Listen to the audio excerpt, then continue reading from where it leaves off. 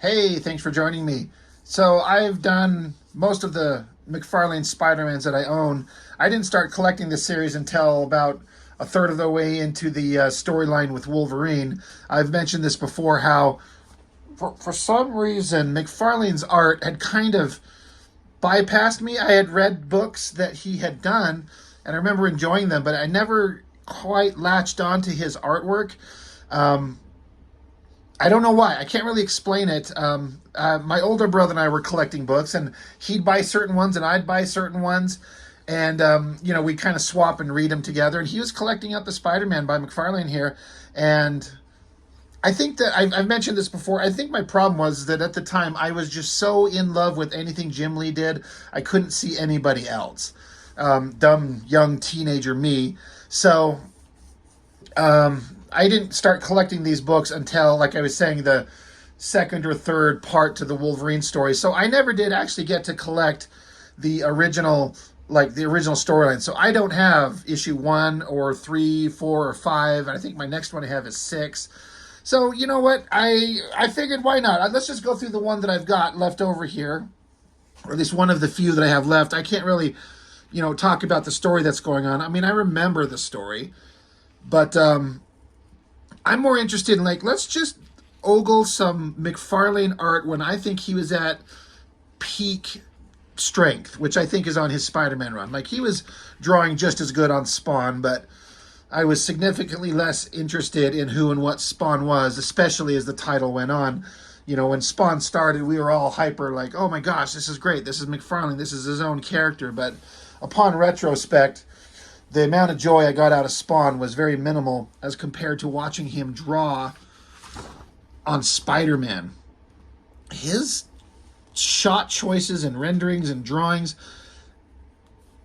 I don't know. What can you say about McFarlane? I mean, God, everyone's said all that, the good and the bad, and what people like and don't like. I know he's got certain failings and like anatomy and stuff like that, and we're not going to talk about his writing, but I think his art works. Choosing these long, skinny panels, I struggle so much when I draw, trying to do things like that. It's so hard to fit something into a skinny panel like that. But he can do it. He finds a way to make it work. And then his use of, like, the double page spread, to use that artistic canvas to show off big, crazy things.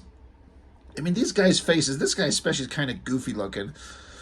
I always kind of like this face, and that's another perfect example of, once I started paying attention to him, look at all these little line work hatching drawing that he does in these faces. You could argue that it's completely unnecessary to put all these scratchy lines, but somehow it just makes it visually interesting. And of course, we got the lizard, the classic Spider-Man villain.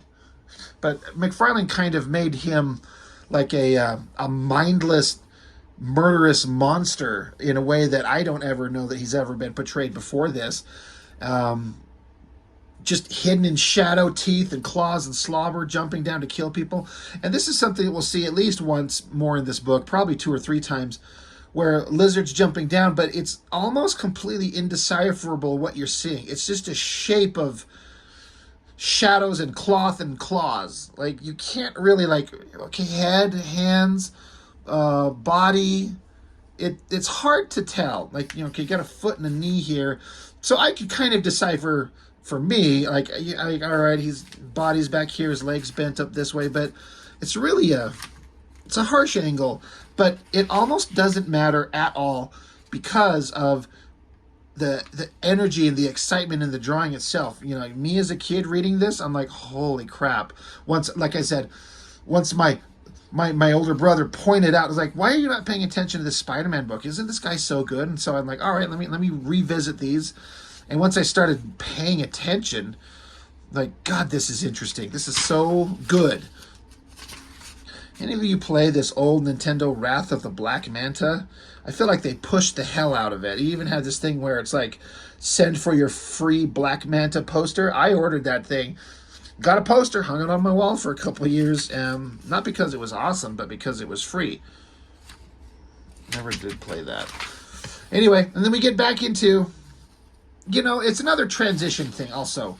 You know, lizard guy attacking, and then you get a panel of blood red, and then it kind of transitions out to be like strawberry jam on toast for Peter and Mary Jane. I always thought, and I still think, and it's true, that is one of the weirdest looking hands. Finger and thumb, like she's going like this, and like she's showing like, Peter, your dick is only this big, and I don't like it. But that is like, that's a weird hand. But that's okay. Again, I've talked about this a lot, especially when I was doing Spider-Man One More Day. Peter and Mary Jane, I like it when they're portrayed as a happy couple. They're married, they're together, and they're a team. And I like it. And Mcfarlane leaned into that in a big way, and I loved it. Here they are, they're playing, she's tickling him, she's jumping on his back, they're having a good time. I mean, Peter, noticing on the newspaper that the name Connor is written on the wall, like the name of the lizard, and he's suddenly like, oh shit, this is something that's going on. It suddenly occurs to him that there's some messed up stuff. There are murders in that name. He's like, oh god, it must be the lizard. Is the lizard being is he going on a murder rampage? So suddenly he gets serious and runs off. He's like, I gotta go be Spider-Man. I like the layout of this classic Mcfarlane side profile of a face and a bunch of little panels. It's usually a big full panel on the canvas on the page like that. There's one in here later, I believe, that is more the traditional one, but I always like this. It's not the best side profile drawing of a woman's face, but it's still pretty good. I remember trying to draw this hair. I was trying to draw this face and this curly hair, and I just could not make it work. It was hard. I do like these images of Peter getting dressed, like throwing the shirt on. I think it works, and this pulling the mask over his head, determined look on his face, and jumping out there as Spider-Man. I like those little insert panels. I think it looks good. It works great. And then we're back with this. I can't remember if they've mentioned her name, and I can't remember what it is right now, but like girl version of oh my god. Craven. Jesus Lord. There's another thing with these. There's a lot of these, again, long, skinny panels all over the place. And in some places, it's almost indecipherable what you're looking at. Like, what is this thing up close here? You see a face, you see fire and smoke, some kind of maybe cauldron, but it's really hard to see what's going on. But again, as a kid and as an artist, I'm like, it still looks visually interesting. The way she's holding this spider in front of her eye. Now, this is interesting because, of course, she's trying to, cast, a magical curse or spell on Spider-Man. So she's, holding a spider. Maybe it's kind of like a voodoo type thing. Like, I hold a spider as a representation of you, which will be Spider-Man. And then an interesting visual motif. The spider in front of the circle of her eye is repeated down here with the moon being the circle, and there's Spider-Man himself. That's an interesting visual transition that I didn't notice for a long time because I wasn't looking for things like that. I'm just like, oh, look at that spider. That looks awesome. Oh, look at this tilted angle. Look at Spider-Man webbing around. I didn't pay attention to those kind of visual connections. Dropping the spider into a cauldron, whatever she's doing. Fire. This is another very difficult panel to kind of read at first glance. Some kind of it's a lizard, a little reptile. And these are her close-up of her fingers.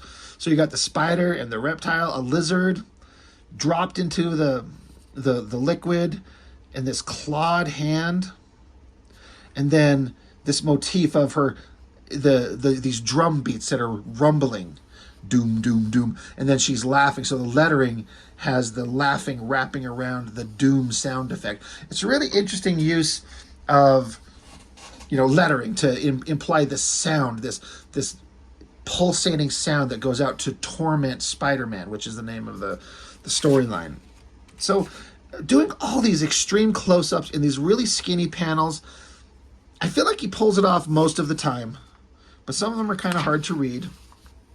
But then that sound effect, doom, it's repeated over and over, and it's just this pounding, pulsating sound in Spider-Man's head, and it just hurts him. And then I don't know if something magically smacks him off this ledge here, bounces off a wall, he webs blindly onto a building and swings through some glass, shattering inside.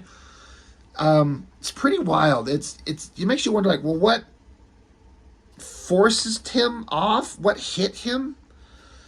It's kind of, well, I don't know if it matters, but is it like a magical thing? I don't know. I don't understand. But he comes back to the shattered glass window that he come crashing through.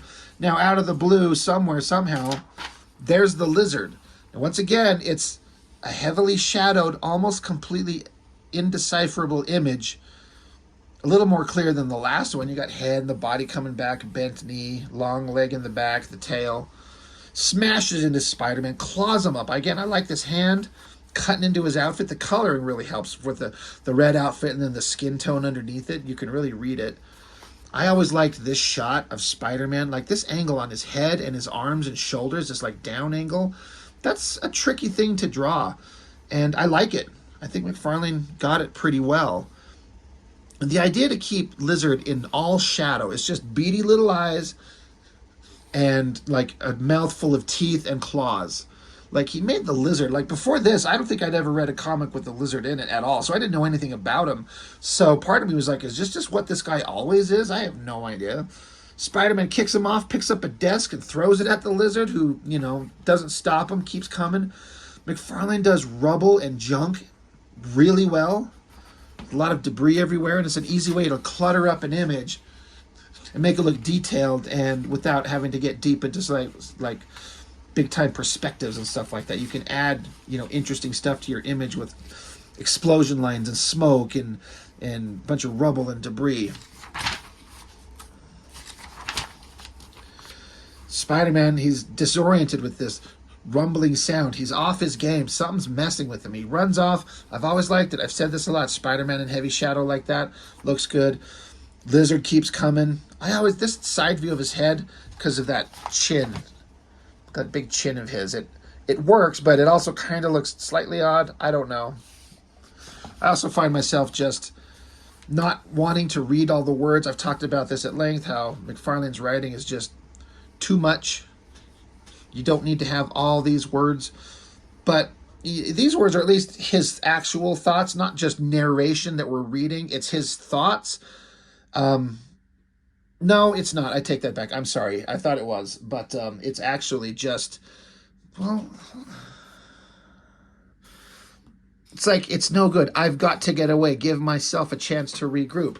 Well, okay, so that is him, but then down here, I don't know. It's a little confusing. So I guess it's, you know, it reads as both Peter's thoughts and just stupid narration. Anyway, who cares? My whole point was to not talk about the story too much, because Mcfarlane makes it difficult. Lizard comes crashing through again. I always like this foot. That's a tricky angle to draw, but he got it. Kicks the lizard, and then probably one of the more graphic, violent scenes in a Spider-Man comic that you've seen, I would guess. Again, almost, it's indecipherable. What the hell are you looking at? You can see parts of the lizard, hand and a tail, and then just a bloody spike just stabbing out of some kind of bunch of dark shapes. It's hard to read, like, it's hard to identify what you're looking at, but yet somehow you completely get that lizard got kicked and stabbed, and in theory that should be the end of him, right? So the lettering doing some interesting stuff with the word boxes tilted and off kilter all over the place to help enhance the idea that Spider-Man is, something's messing with him. I like these little bubbles around his head just to show like the disorientation. So it's working really well, but you see the lizard impaled here. Big thing. That should kill it. He's dead. So while Spider-Man's trying to just get himself together, he turns and looks, and then there's just the bloody spike, but no lizards. He's up and he's gone. I always like the little spiky color things coming off his head to kind of, you know, project the idea of, it's like a visual exclamation point. Like, oh shit, what is going on? And just the bloody stump, pretty great. I thought this was a interesting part. After Peter and Mary Jane were presumably going to hang out together, but Spider-Man had to go do some Spider-Man shit. So Mary Jane's like, well, all right, you know, you got to go do Spider-Man shit. So it says she goes to a club, Manhattan, one of the more fabulous nightclubs. It just goes on telling way more text boxes than you ever need to have. But basically, she's at a club and she's partying and dancing the night away and just having a great time.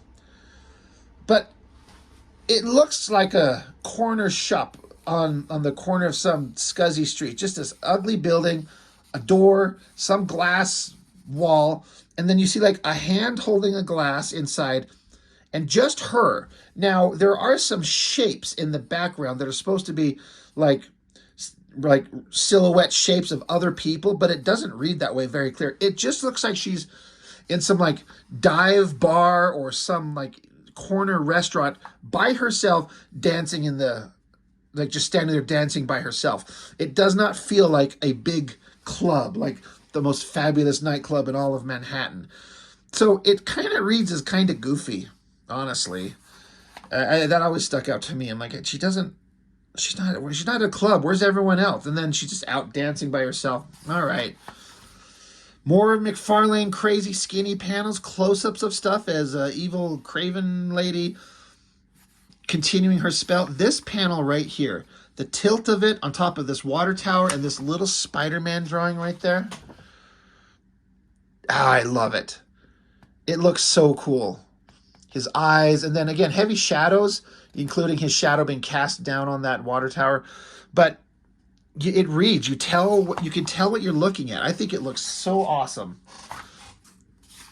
But he's going in his head. He's like, he's poisoned. And then the lizard's there. The lizard's trying to kill me.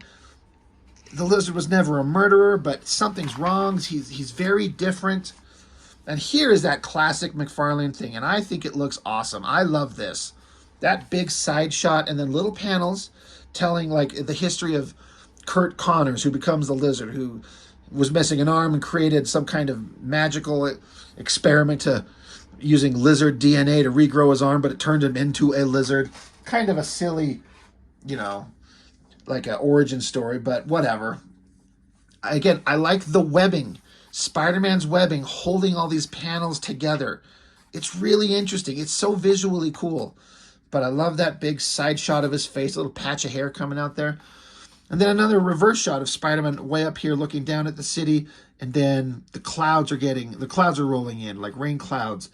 Somebody's trying to hit on Mary Jane. And she spills her drink, so water starts to fall. And then Craven Lady, she has this vial, and she pours the liquid out. The liquid starts tapping on Spider-Man's head. It's like all visually kind of connected. So it kind of works. I don't know if, it's obviously done intentionally, but how much thought did Mcfarlane put into I'm going to have it start raining, so Mary Jane needs to have a glass that spills, and Craven Lady needs to drop some liquid into the magical potion she's coming up with. And then it's going to start raining on Peter Parker. But I always felt like Mcfarlane does good atmospheric work, especially in water, rain. Like, there he is, Spider-Man, hunched over, eyes, shoulder, leg. The glass falls to the ground, close-up of Spider-Man's hand. More Spider-Man shots. And it just, all these close-ups, and just the rain, the liquid, it feels wet, especially these close-up panels. That's Spider-Man's eye, and then this close-up of his hand. And this rain falling. Now you see that it's not just rain. He's like, oh shit, this is blood. And then I like that shot of his head. Again, that kind of bright, flashy, it could be a spider sense. But to give a sense of urgency, oh shit, something's coming. The drum beats start up again. And we get a big ending shot of another almost indecipherable shot of the lizard jumping in to keep killing Spider-Man. Crazy close-up of his head and his hands. But once again, I tried drawing this as a kid. It looked so interesting to me. So I start with eyes and teeth, and then you start trying to draw the rest of this. But okay, you kind of see the hand and the arm, and it just, you get lost in it. And so it was so hard to replicate this. Because as a kid, you don't understand, I just need to draw the form and do a head. Here's the upper body, torso. Here's the lower pelvis. And then joints, shoulders, elbows, wrists. And then here's where the hands are. And same thing with the legs. And then you can start once you build the figure, then you can start hiding it with blood and rain and slobber and claws and energy lines and shadows and do the visual insanity that Mcfarlane does. But for as convoluted as and weird as it looks, it works. It visually is like one of the most exciting things. And is there anybody doing any exciting artwork that's new these days? I'm sure there is, but just no one has this extra kind of visual excitement that just, it's almost like you can't justify it, but somehow you just love the shit out of it. And that's what Mcfarlane had going on. I think it looks great, even if it's hard to tell what you're looking at. So, just a quick video going over, just mostly looking at the artwork when Mcfarlane was at his best. I think this cover is not one of his best. It's kind of okay, but I feel like the lizard should be more shadowy. It would look better if the lizard looked like some of the versions we saw in here. Like if this version we just looked at on this last page, it should be more like this. That looks more horrific than this kind of like bland, kind of whatever. I wonder if he was directed to make him look more classic. Either way, doesn't matter. Anyway, that's all I got. Thanks for joining me, and see you on the next one.